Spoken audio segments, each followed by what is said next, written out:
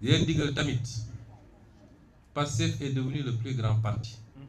mais dafa war a continuer di màgg surtout base bi laay waxal na ngeen yaatu ubbeeku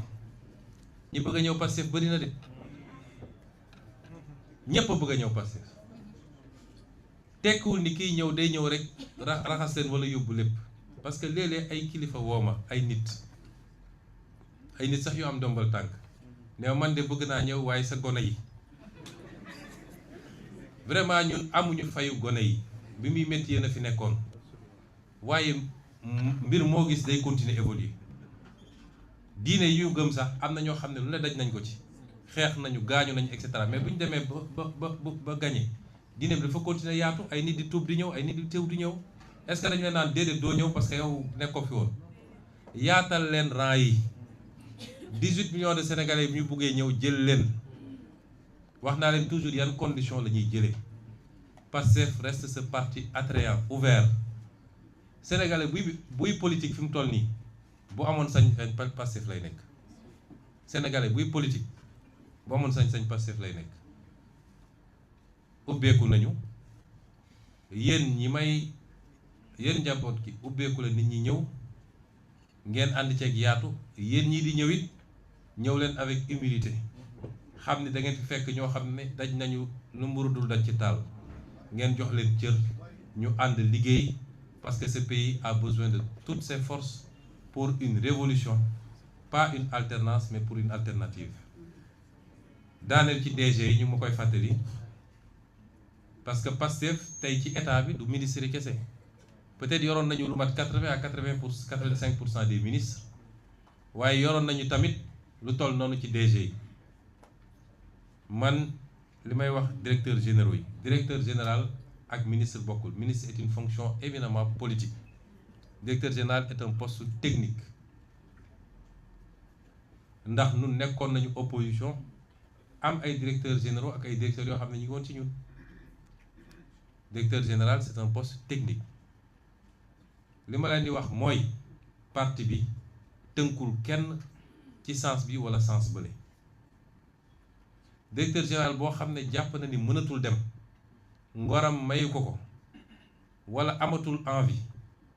kenn mënu koo tere mu ne maa ngi dem bàyyi na waaye liñ koy sant ci cadre boobu mooy na ko def conformément ak liy intérêt réew mi na ko yëgal ki nga ko war a yëgal ba pare na toog téye poste bi di liggéey ba keroog ñu tànnal ko ku ko wuutu parce que réew mi warul taxaw ala kulli xaal waaye directeur général boo xam ne moom bëgg na continuer liggéey bi te yàqul dara ci appartenance politique am bu liggéeyee ba liggéey bi jeex mu dem defi li muy def ci activité politique am ba borom mut mbaa mott jàpp ni faw mu dem kooku na toog fi mu ne liggéey li muy liggéey ko ni mu ko doon liggéeyee ànd ceeg farlu wala sax mu yokk loolu mooy consigne parti bi parce que l'exercice d'une responsabilité publique c'est quelque part aussi un choix personnel waaye su dee l'exercice d'une fonction politique parti bi war na cee mën a am xalaatam ñun jógu nañu ñëpp dañu démissionné am na ñoo xam ne xalaat nañu loolu démission collective am na ñu ko xalaat mais su ñëpp jógee ni démissionné nañ ñun ñoo yor poste yi gën a stratégique ci direction générale mais réew mi day taxaw am na ñoo xam ne jël nañ seen responsabilité individuellement démissionné on respecte aussi leur position parce que ni ma mënee lim féliciter ministre yi fi nekk noonu laa mën a féliciter ñeneen ñi nga xam ne jël nañ seen responsabilité bu ci mujjee rek mooy ministre conseiller aux affaires juridiques du président nga xam ne jël na responsabilité ne moom mënatu faa toog kon loolu mooy position parti bi sur les ministères.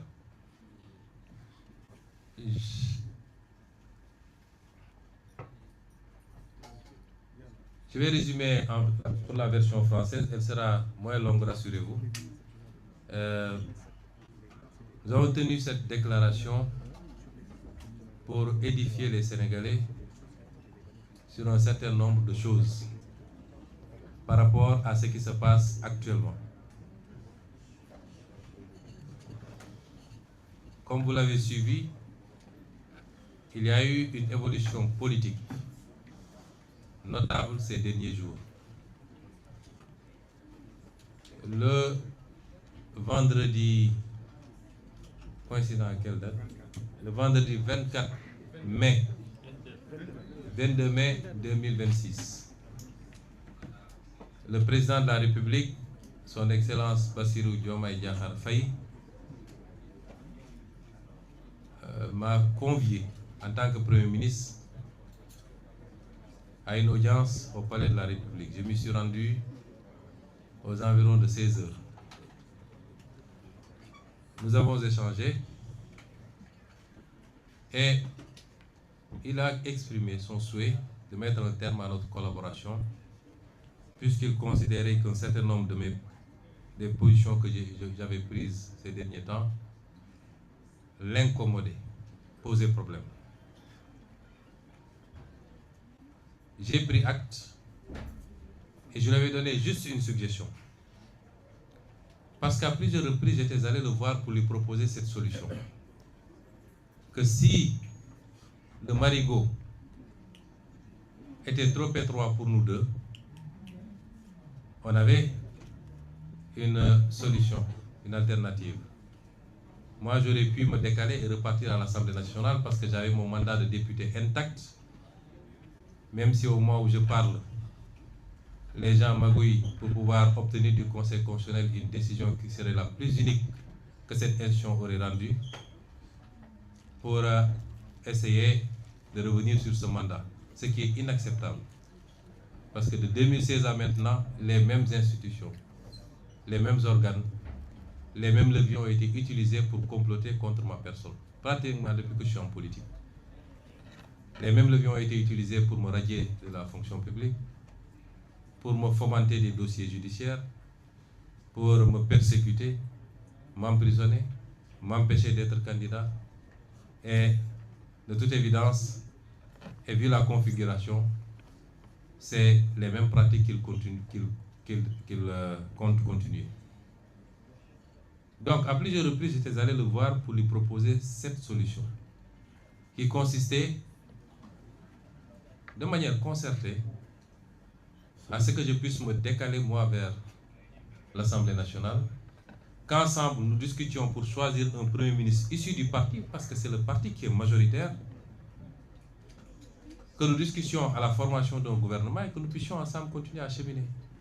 Ce qui n'aurait pas empêché moi, à partir de l'Assemblée nationale, à continuer de l'aider dans ses tâches. Je lui ai proposé ça à 3 reprises, notamment au sortir des élections législatives où j'avais conduit la liste de PASTEF qui était arrivée majoritaire avec plus de 80% des députés élus. Mais à chaque fois, il avait rejeté la solution en me disant que ta place est à côté de moi, dans l'exécutif, parce qu'il y a beaucoup à faire. On aurait pu le faire de cette manière, amiable, mais il a choisi une autre voie. Il me l'a notifié, j'ai pris acte. Mais je lui ai suggéré, la seule chose que je lui ai demandé, je lui ai dit, Monsieur le Président de la République, ce pays ne peut pas se passer d'un gouvernement sérieux. J'ai été Premier ministre pendant 2 ans, je sais ce qu'il en est. La suggestion que je vous fais, c'est de ne pas annoncer la mesure tout de suite.